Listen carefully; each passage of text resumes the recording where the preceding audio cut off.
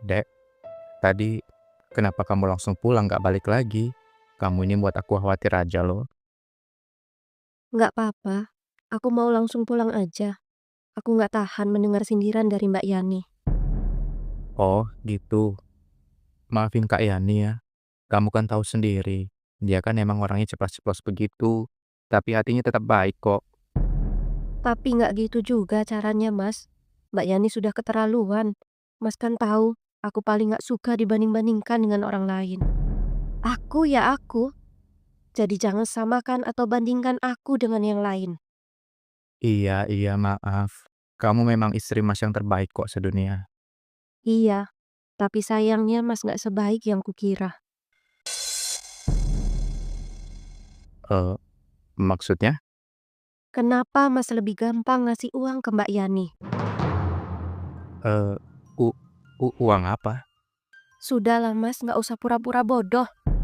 Aku sudah mendengar semuanya tadi. Ternyata selama ini Mas bohong sama aku kan?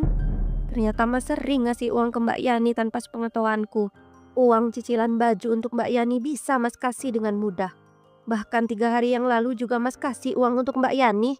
Sedangkan aku minta peralatan memasak saja harus menunggu 1 minggu baru bisa kamu belikan. Tujuanku bagus loh Mas. Ngebantu kamu mencari uang juga. Bukan untuk aku beli yang macam-macam. Ah, sudahlah, kenapa jadi gini sih? Ya sudahlah, gampang kok itu. Besok kita ke pasar, kita beli semua apa saja yang kamu butuhkan untuk jualan ya. Nggak usah. Aku nggak akan marah kalau Mas jujur sama aku. Mas sendiri kan yang bilang kita harus menabung, bukan untuk membayar hutang-hutangnya Mbak Yani. Aku ini istri kamu, Mas. Jadi wajar kalau aku tahu semua hal-hal yang Mas sembunyikan dari aku. Jangan ada yang ditutupi. Mbak Yani itu kakak perempuanku satu-satunya, dan aku yang bertanggung jawab dengan keluargaku saat ini. Aku tahu dari kecil gimana susahnya dia ngebantu kami sekeluarga untuk mencari uang. Sudahlah, kamu nggak usah ikut campur dengan urusan keluargaku.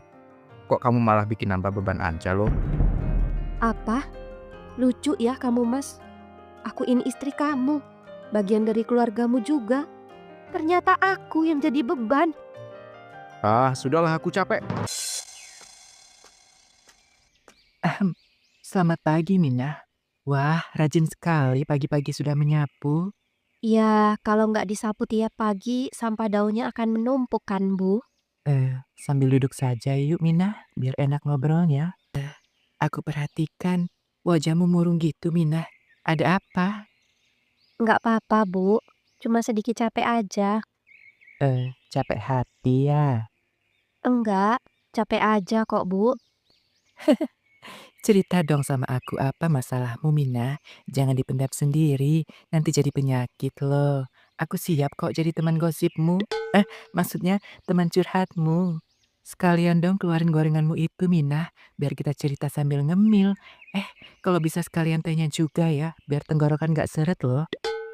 Ibu ini, maaf ya, aku nggak suka bergosip. Alah, nggak apa-apa loh Mina, sesekali aja kok. Seru loh memacu adrenalin dan menambah pengetahuanmu tentang berita terupdate di kampung kita ini. Ibu Lastri ini ada-ada aja deh. Aku lebih suka membahas hal-hal yang bermanfaat dan berguna, bukan malah menambah dosa. Ih, kamu mah kampungan, Mina. Tapi benar juga sih ngomongin orang itu dosa ya. Sudahlah, kamu jangan ikut-ikutan berdosa juga, Mina. Cukup kakak ipar laknatmu itu saja yang menanggung dosa. Oh iya, aku dengar-dengar katanya kamu lagi ribut ya sama suamimu kemarin. Kenapa? Apa karena ulah kakak iparmu itu? Hati-hati loh, Mina. Si Yani itu bermuka dua. Dia bisa baik di depan, tapi di belakang ngomongin kita. Dari mana Bu Lastri tahu? Tahulah, dinding setiap rumah ini punya mulut dan telinga. Semua berita bisa sampai dengan cepat dan akurat. Tapi sudahlah, tidak usah dibahas. Eh, ngomong-ngomong, di mana ya kakak iparmu itu si Yani? Aku mau menagih hutang dengannya, tapi sampai sekarang tidak nampak juga batang hidungnya. Benarkah? Tapi setauku bukannya kemarin sudah dibayarkannya, Bu. Mana ada, sepeser pun belum aku terima uang darinya. Mana dia ngambil 3 setel baju lagi. Tahu gitu aku nggak kasih dia nyicil. Kalau Kak Yani belum membayar cicilan baju, lalu uangnya dikemanakan ya? Hei, Mina, Hah? kok kamu malah jadi bengong sih? Ibu Lastri ini bikin kaget saja loh. Kalau dia nggak di rumah, berarti dia lagi kerja di tempat majikannya. Oh, masih dia bekerja menjadi pembantu di rumah orang kaya itu? Masih kok, Bu. Kalau dia nggak kerja, mau dapat uang dari mana? Aku pikir dia sudah dipecat majikannya. Ya sudahlah, kalau begitu aku pamit dulu ya, Mina. Tolong kau segera kasih tahu ya kalau si Yani datang. Iya, Bu Lastri.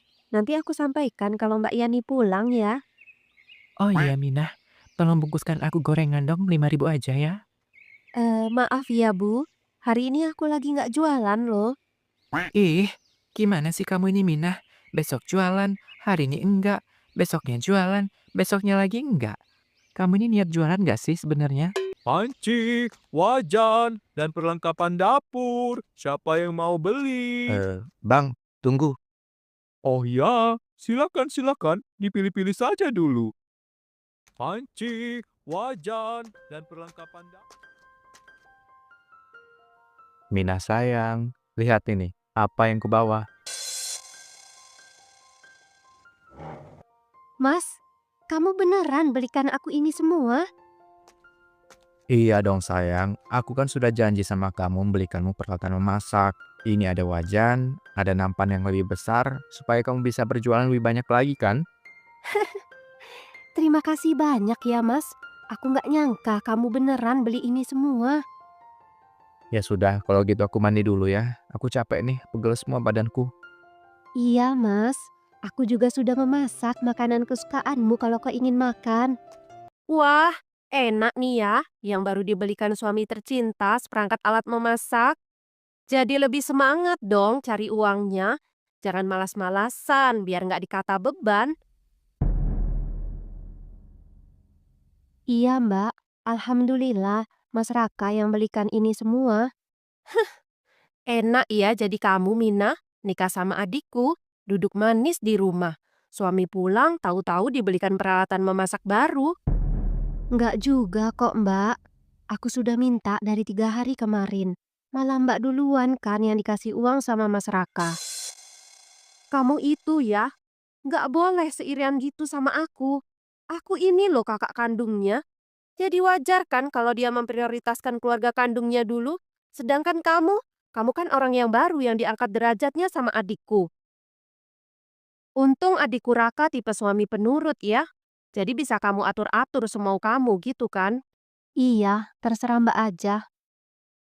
Oh iya, tadi Bu Lasri datang nanyain Mbak loh. Nanyain kenapa? Dia mau nagih cicilan baju.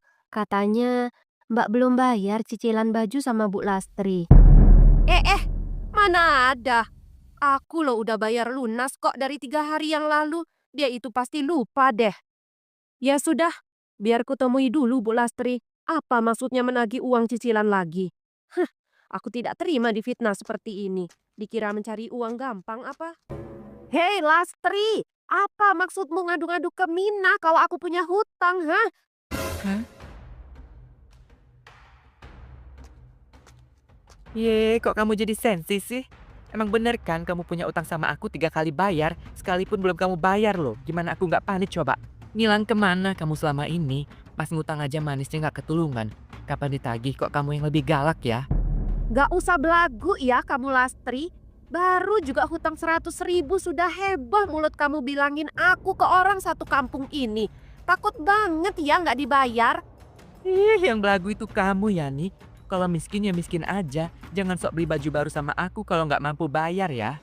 Oh ya udah, sini bayar dong sekarang kalau gitu. Udah dapat uang kan kamu dari hasil ngebabu? Hei, ngaca dulu ya kamu Lastri ngatain aku babu. Lihat bentukan kamu ini. Penjual baju tapi bajunya sendiri compang-camping. Banyak tambalan sana-sini. Persis orang gila. Apa? Ini namanya fashion ya. Styleku memang kayak gini. Aduh, susah ya ngomong sama orang nggak ngerti fashion. Besok aku bayar hutangku lunas ya. Jadi jangan heboh mulut kamu itu. Udah ngoceh panjang lebar, tetap aja nggak dibayar. Dasar miskin. Sayang, gimana? Udah ada belum uangnya? Usaha Mas ini kan kurang modal loh. Nanti sewaktu-waktu butuh modal lagi, gimana? Mas ini kan sudah jadi investor tetap di perusahaan batu bara. Jadi, jangan sampai kepercayaan perusahaan ke Mas jadi berkurang loh. Nanti juga kan hasilnya kamu yang menikmati, sayang. Gimana? Ih, gimana sih Mas? Masa kurang modal terus loh? Perasaan 3 hari kemarin kan udah aku kasih uang 5 juta juga. Masa itu nggak cukup sih Mas? Ya, namanya juga perusahaan batu bara terkenal, Dek. Bahkan sudah mengekspor ke negara tetangga loh, kayak Thailand, Malaysia, Kamboja, kadang-kadang ke Amerika juga. Jadi butuh modal yang besar dong. Iya ta Mas, hebat juga ya Mas. Memangnya jabatan Mas di perusahaan itu apa sih?